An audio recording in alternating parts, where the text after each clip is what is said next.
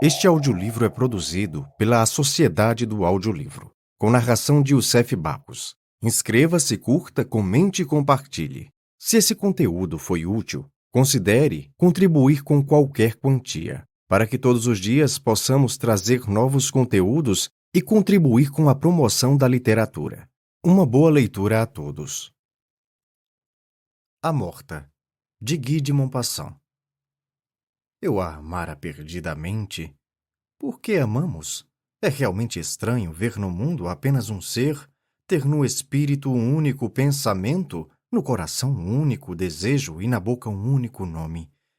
Um nome que acende ininterruptamente, que sobe das profundezas da alma como a água de uma fonte, que acende aos lábios, e que dizemos, repetimos, murmuramos o tempo todo por toda parte como uma prece. Não vou contar a nossa história. O amor só tem uma história, sempre a mesma. Encontrei-a e amei-a, eis tudo. Vivi durante um ano na sua ternura, nos seus braços, nas suas carícias, no seu olhar, nos seus vestidos, na sua voz, envolvido, preso, acorrentado a tudo que vinha dela, de maneira tão absoluta que nem sabia mais se era dia ou noite, se estava morto ou vivo, na velha terra ou em outro lugar qualquer. E depois que ela morreu, como não sei? Não sei mais.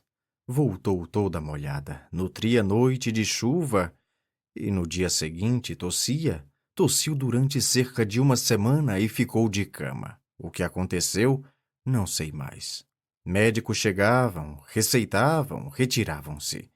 Traziam remédios, uma mulher obrigava a tomá-los. Tinha as mãos quentes e a testa ardente e úmida, o olhar brilhante e triste. Falava-lhe, ela me respondia. O que dissemos um ao outro? Não sei mais. Esqueci tudo, tudo, tudo.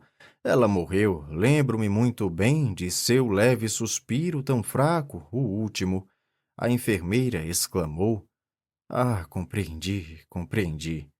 Não soube de mais nada, nada. Vi um padre que falou assim. Sua amante? Tive a impressão de que a insultava. Já que estava morta, ninguém mais tinha o direito de saber que fora minha amante. Expulsei-o. Veio outro que foi muito bondoso, muito terno. Chorei quando me falou dela. Consultaram-me sobre 1000 coisas relacionadas com o enterro. Não sei mais. Contudo, lembro-me muito bem do caixão, do ruído das marteladas quando a encerraram lá dentro. Ah, meu Deus! Ela foi enterrada, ela naquele buraco. Algumas pessoas tinham vindo, amigas.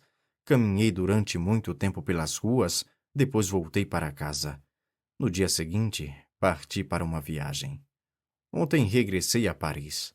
Quando revi o meu quarto, o nosso quarto, a nossa cama, os nossos móveis, toda essa casa onde ficara tudo o que resta da vida de um ser depois da sua morte, o desgosto apoderou-se de mim novamente, de uma forma tão violenta que quase abri a janela para atirar-me à rua, não podendo mais permanecer no meio daqueles objetos, daquelas paredes que a tinham encerrado, abrigado, e que deviam conservar em suas fendas imperceptíveis milhares de átomos seus, da sua carne e da sua respiração.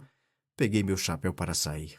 De súbito, ao atingir a porta, passei diante do grande espelho que ela mandara colocar no vestíbulo para mirar-se dos pés à cabeça todos os dias antes de sair, para ver se toda a sua toilette lhe ia bem, se estava correta e elegante, das botinas ao chapéu. E parei de chofre diante desse espelho que tantas vezes a refletira, tantas vezes, que também deveria ter guardado sua imagem. Fiquei lá de pé, trêmulo, os olhos fixos no vidro liso, profundo, vazio, mas que a contivera toda, que a possuíra tanto quanto eu, tanto quanto o meu olhar apaixonado. Tive a impressão de que amava aquele espelho. Toquei-o, estava frio. Ah, recordação, recordação. Espelho doloroso, espelho ardente, espelho vivo, espelho horrível que inflige todas as torturas. Felizes os homens cujo coração, Como um espelho onde os reflexos deslizam e se apagam, esquece tudo o que conteve, tudo o que passou à sua frente, tudo o que se contemplou e mirou na sua feição, no seu amor. Como sofro! Saí e, involuntariamente, sem saber, sem querer, dirigi-me ao cemitério. Encontrei seu túmulo, um túmulo singelo, uma cruz de mármore com algumas palavras. Ela amou, foi amada e morreu. Lá estava ela, embaixo, apodrecendo. Que horror! Eu soluçava, a fronte no chão. Fiquei lá por muito tempo, muito tempo. Depois percebi que a noite se aproximava. Então um desejo estranho, louco, um desejo de amante desesperado apoderou-se de mim.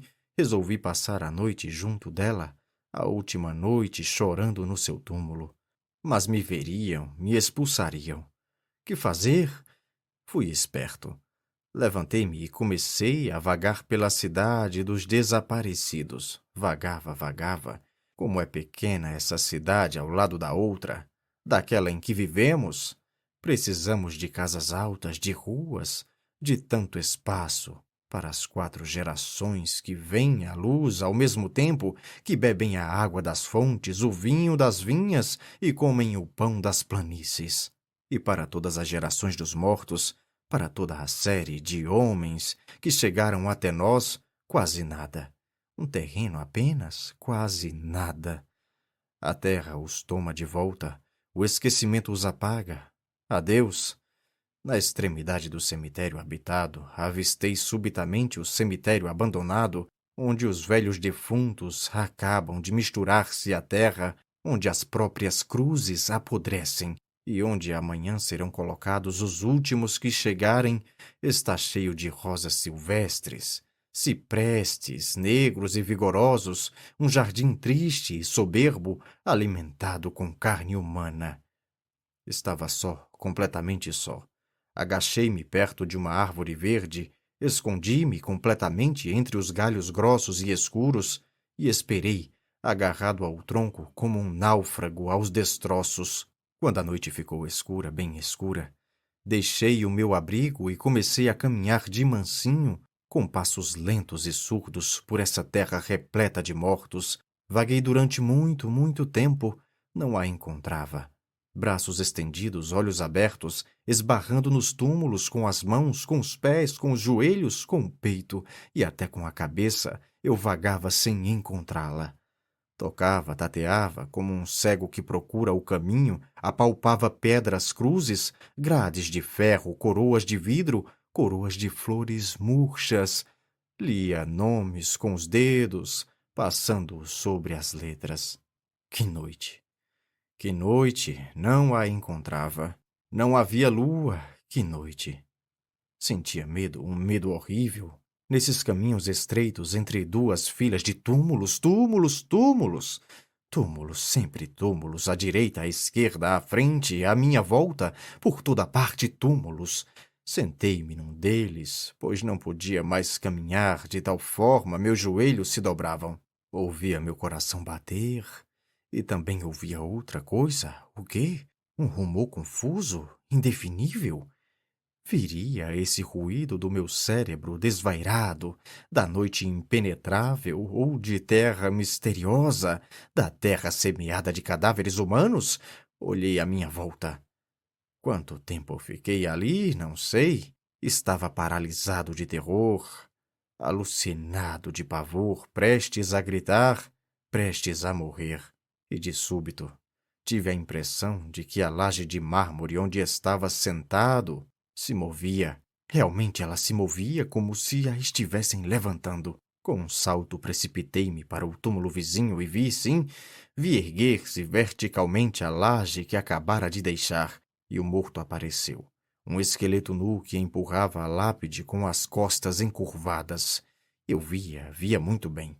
Embora a escuridão fosse profunda, pude ler sobre a cruz. Aqui jaz Jack Sullivan. Morto aos 51 anos de idade, amava os seus, foi honesto e bom, e morreu na paz do Senhor. O morto também lia o que estava escrito no seu túmulo. Depois apanhou uma pedra do chão, uma pedrinha pontiaguda e começou a raspar cuidadosamente o que lá estava. Apagou tudo, lentamente, contemplando com seus olhos vazios o lugar onde ainda há pouco existiam letras gravadas, e com a ponta do osso, que fora seu indicador, escreveu com letras luminosas, como essas linhas que traçamos com a ponta de um fósforo. Aqui jaz Jacques Olivan, morto aos 51 anos de idade, apressou com maus tratos a morte do pai de quem desejava herdar, torturou a mulher, atormentou os filhos, enganou os vizinhos, roubou sempre que pôde e morreu miseravelmente. Quando acabou de escrever, o morto contemplou sua obra, imóvel, e voltando-me, notei que todos os túmulos estavam abertos, que todos os cadáveres o tinham abandonado, que todos tinham apagado as mentiras escritas pelos parentes na pedra funerária para aí restabelecerem a verdade.